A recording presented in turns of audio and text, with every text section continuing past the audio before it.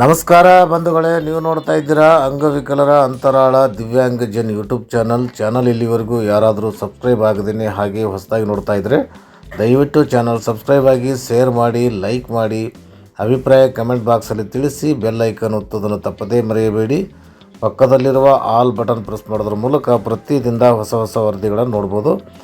ಬಂಧುಗಳೇ, ವಿಶೇಷ ಚೇತನರಿಗಾಗಿಯೇ ಸೇವೆ ಮಾಡ್ತಕ್ಕಂಥ ಹಲವಾರು ಸಂಘ ಸಂಸ್ಥೆಗಳಲ್ಲಿ ನಾವು ಬಹುಮುಖ್ಯವಾಗಿ ನೋಡ್ತಕ್ಕಂಥ ಸಂಘ ಸಂಸ್ಥೆಗಳು ಅಪರೂಪ ಸಿಗ್ತವೆ.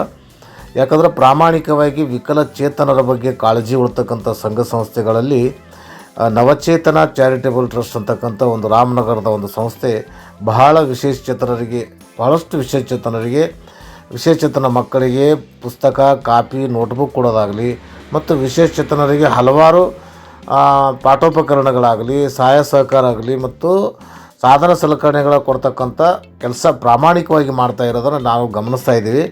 ಆ ಒಂದು ವರದಿ ನಮ್ಮ ಜೊತೆಗೆ ಹಂಚಿಕೊಂಡಿದ್ದಾರೆ, ಅದನ್ನು ನಾವು ಇಲ್ಲಿ ಗಮನಿಸೋಣ.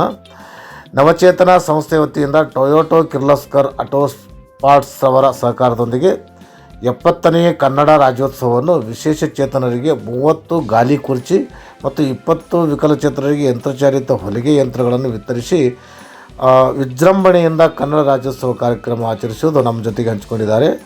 ಈ ಕಾರ್ಯಕ್ರಮಕ್ಕೆ ಆಗಮಿಸಿ ಹಾರೈಸಿದ ಎಲ್ಲ ಅತಿಥಿಗಳಿಗೂ ಮತ್ತು ಕಾರ್ಯಕ್ರಮದಲ್ಲಿ ಭಾಗವಹಿಸಿದ ಸರ್ವರಿಗೂ, ವಿಶೇಷಚೇತನರಿಗೂ ಮತ್ತು ಅಲ್ಲಿ ಬಂದಂಥ ಪೂಜ್ಯರಿಗೂ ಮತ್ತು ಎಲ್ಲ ಸಾಂಸ್ಕೃತಿಕ ಕಾರ್ಯಕ್ರಮ ನಡೆಸಿಕೊಟ್ಟಂಥ ಡೊಳ್ಳು ಬಾರಿಸ್ತಕ್ಕಂಥ ಆ ಒಂದು ತಂಡಕ್ಕೂ ಮತ್ತು ಅನೇಕ ಕನ್ನಡಪರ ವೇದಿಕೆ ಮೇಲೆ ಕನ್ನಡಪರ ಮಾತನಾಡಿದ ಎಲ್ಲ ಗಣ್ಯಮಾನರಿಗೂ ಸರ್ವರಿಗೂ ತುಂಬ ಹೃದಯ ಧನ್ಯವಾದ ಸಲ್ಲಿಸಿ ಈ ಸಂಸ್ಥೆಯವರು ವರದಿಯನ್ನು ಹಂಚಿಕೊಂಡಂಥದ್ದು. ನಮ್ಮ ಜೊತೆಗೆ ರಾಜು ತೇರ್ದಾಳ್ ಅವರು, ಇವರು ಬಾಗಲಕೋಟೆ ಜಿಲ್ಲಾ ಅಧ್ಯಕ್ಷರು, ಕರೋ ಸಂಘಟನೆಯಲ್ಲಿ ಕೆಲಸ ಮಾಡ್ತಾ ಇದ್ದಾರೆ. ಇವರು ಅಂಗವಿಕಲರ ಅಂತರಾಳ ದಿವ್ಯಾಂಗಜನ್ ಯೂಟ್ಯೂಬ್ ಚಾನಲ್ ಜೊತೆಗೆ ಈ ಒಂದು ವರದಿಯನ್ನು ಹಂಚಿಕೊಂಡಿದ್ದಾರೆ.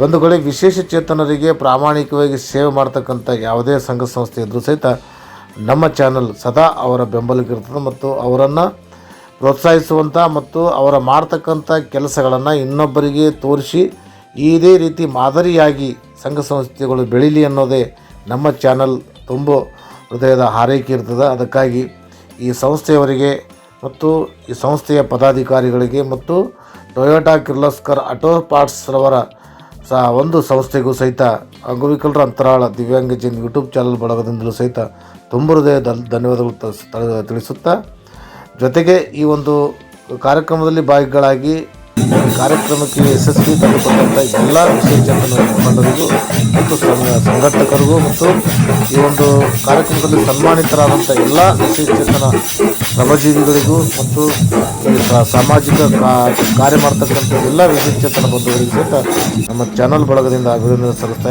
ಸಲ್ಲಿಸಿ ಈ ಒಂದು ವರದಿಯನ್ನು ಮುಗಿಸ್ತಾ ಇದ್ದೀನಿ. ನಮಸ್ಕಾರ, ಧನ್ಯವಾದಗಳು.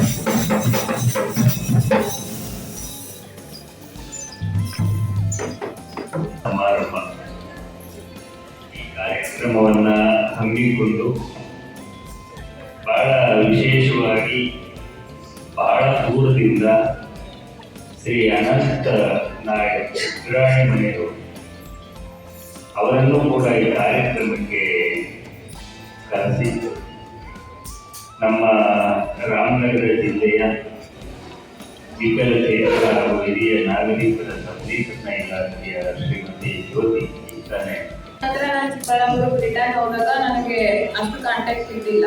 ಮತ್ತೆ ನಾನು ಮೈಸೂರಿಗೆ ಹೋದ್ಮೇಲೆ ನಮ್ಮ ಮೈಸೂರು ವಿಕಲಚೇತನ ಬಂಧುಗಳೇನಿದ್ರು ಅವ್ರ ಬಾಯಲ್ಲಿ ಸತತವಾಗಿ ಮಂಜುನಾಥ್ ಸರ್ ವೀಲ್ಚೇರ್ ಕೊಟ್ಟರು ಮೇಡಮ್, ಮಂಜುನಾಥ್ ಸರ್ ಅದು ಮಾಡಿದ್ರು ಮೇಡಮ್. ನನಗಾಗಿ ಎಷ್ಟು ಖುಷಿ ಆಗೋದಂದ್ರೆ ಪರವಾಗಿಲ್ಲ, ಆ ಜಿಲ್ಲೆಯಲ್ಲಿ ಇಟ್ಕೊಂಡು ಎಲ್ಲಾ ಜಿಲ್ಲೆಗಳಿಗೂ ಸಹ ಎಲ್ಲಾ ವಿಕಲಚೇತನರನ್ನು ಸಂಘಟಿಸಿ ಮಾಡೋ ಕೆಲಸ ಇದೆಯಲ್ಲ, ಈ ನಮ್ಮ ಜಿಲ್ಲೆ ಅಂದ್ರೆ ನಮ್ಮ ಜಿಲ್ಲೆಯಲ್ಲೇ ಮಾಡೋದಕ್ಕಿಂತ ಯಾವ್ಯಾವ ಜಿಲ್ಲೆಯಲ್ಲಿ ಏನೇನ್ ಬೇಕು ಅನ್ನೋದನ್ನು ಅವರು ಗುರುತಿಸಿ ಮಾಡ್ತಾರಲ್ಲ, ಅದಕ್ಕಾಗಿ ನಾನು ನಿಮ್ಗೆ ಅಭಿನಂದನೆಗಳನ್ನ ಸಲ್ಲಿಸ್ತೀನಿ ಸರ್. ಮತ್ತೆ ಶುಭ ಹಾರೈಸ್ತೀನಿ. ನಿಮ್ಗೆ ದೇವರು ಆಯುಷು ಆರೋಗ್ಯ ಕೊಟ್ಟು ನಿಮ್ಗೆ ಇನ್ನೂ ಹೆಚ್ಚಿನ ಸೇವೆಯನ್ನು ಮಾಡುವಂತಹ ಕರುಣಿಸ್ಲಿ ಅಂತ ಹೇಳ್ಬಿಟ್ಟು ನಾನು ಶುಭ ಹಾರೈಸ್ತೀನಿ ಸರ್.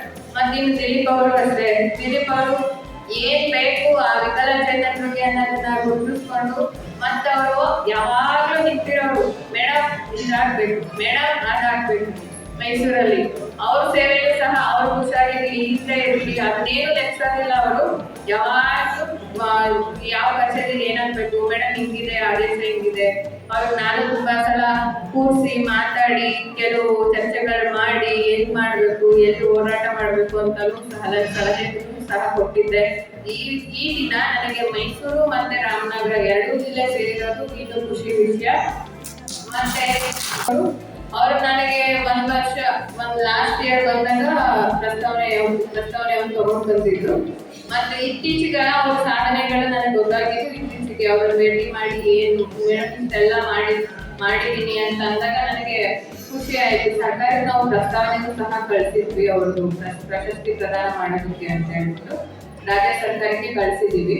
ಬಟ್ ಇವತ್ತು ಅವರಿಗೆ ನಾನು ಇಲ್ಲಿ ಪ್ರಶಸ್ತಿ ನೀಡುವಂತ ಸಮಾರಂಭದಲ್ಲಿ ಏನ್ ಭಾಗಿಯಾಗಿದ್ದೀನಲ್ಲ, ಹಾಗಾಗಿ ನನಗೆ ಅದು ಒಂಥರ ಅದೃಷ್ಟನೇ ಅಂತ ಹೇಳ್ಬೋದು ಸರ್. ನಿಮಗೂ ಸಹ ದೇವರು ಆಯುಷ್ಯ ಆರೋಗ್ಯ ಕೊಡ್ತಿ. ಮತ್ತೀಗ ಅನ್ನದಾನೇಶ್ವರ ಸ್ವಾಮೀಜಿಗಳನ್ನ ಹೇಳೋದೇ ಇಲ್ಲ. ನನ್ನ ಸರ್ವಿಸಲ್ಲಿ ಸ್ವಾಮಿ ಹೀಗಿದೆ ಹಾಗಿದೆ ಇನ್ವಿಟೇಷನ್ ಮೊದಲು ಹೇಳ್ತಾ ಇದ್ರು, ಇಲ್ಲ ಸ್ಟ್ರೆಸ್ ಮಾಡ್ಕೋಬಾರ್ದು, ದೇವರ ಏನ್ ಹೇಳ್ತಿ ಏನ್ ಬರ್ದಿರ್ತಾನೆ ಅದೇ ಆಗ್ಬೇಕು ಅಂತ ಈ ತರ ಮಾರ್ಗದರ್ಶಕರಾಗಿಯೂ ಸಹ ಸ್ವಾಮೀಜಿಗಳನ್ನ ಹೇಳಂಗಿಲ್ಲ, ಅಷ್ಟು ಸಹಕಾರ ಇದೆ. ಹಾಗಾಗಿ ಸ್ವಾಮೀಜಿಯವರ ಪಾದಾರವಿಂದಗಳಿಗೆ ನಮಸ್ಕರಿಸುತ್ತಾ ನನಗೆ 2 ಮಾತಾಡೋದಕ್ಕೆ ಅವಕಾಶ ಮಾಡಿಕೊಟ್ಟಿದ್ದಕ್ಕೆ ಎಲ್ರಿಗೂ ವಂದನೆಗಳನ್ನ ಅರ್ಪಿಸ್ತೀನಿ. ಮತ್ತೆ ನಮ್ಮ ಸಹಕಾರ ನಿಮ್ ಜೊತೆಗೆ ಯಾವಾಗಲೂ ಇರುತ್ತೆ. ವಿಕಲಚೇತನರಾಗಿ ಪ್ರೀತಿಪೂರ್ವಕವಾಗಿ ಸನ್ಮಾನಿಸೋಣ. ನಮ್ಮ ಒಂದು ಕಾರ್ಯಕ್ರಮದ ಒಂದು ಮೀಟಿಂಗ್ ಇದೆ, ಅರ್ಜೆಂಟ್ ಹೋಗಬೇಕಾಗಿರೋದ್ರಿಂದ ಪ್ರೀತಿಪೂರ್ವಕವಾಗಿ ಅವ್ರನ್ನ ಸನ್ಮಾನಿಸೋಣ ಅಂತ ಹೇಳ್ಕೊತಾ ಇದೀವಿ.